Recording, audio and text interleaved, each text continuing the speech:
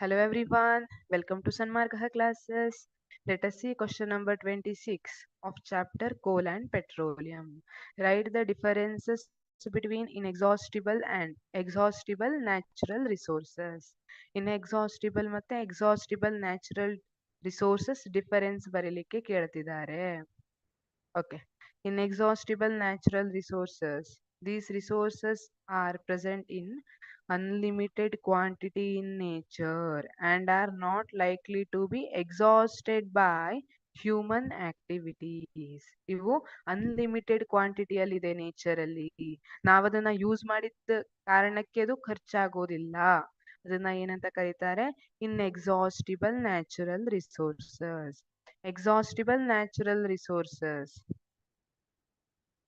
Exhaustible natural resources, the amount of these resources in nature is limited. They can be exhausted by human activities. ಇವು limited ಅಂದ್ರೆ limited ಕ್ವಾಂಟಿಟಿಯಲ್ಲಿದೆ, unlimited ಆಗಿಲ್ಲ.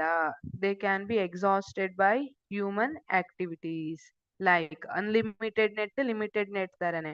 ಈಗ unlimited net ಇದೆ ಅಂದ್ರೆ ನೀವು ಎಷ್ಟೊತ್ತು ಬೇಕಾದ್ರೂ ಮೊಬೈಲ್ ನೋಡಿ, ಎಷ್ಟೊತ್ತು ಬೇಕಾದ್ರೂ ನೆಟ್ ಯೂಸ್ ಮಾಡಿ, ಅನ್ಲಿಮಿಟೆಡ್ ಇರುತ್ತೆ.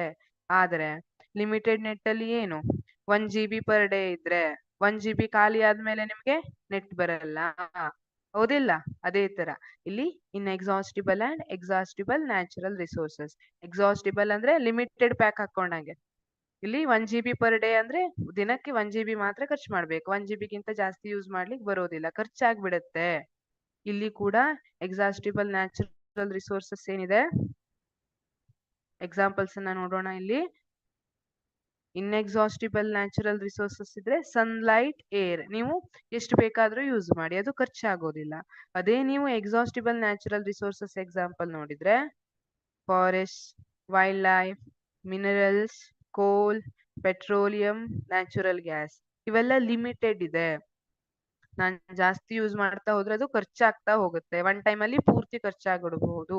ಇದನ್ನ ಎಕ್ಸಾಸ್ಟಿಬಲ್ ನ್ಯಾಚುರಲ್ ರಿಸೋರ್ಸಸ್ ಅಂತ ಕರಿತೀವಿ. Thank you.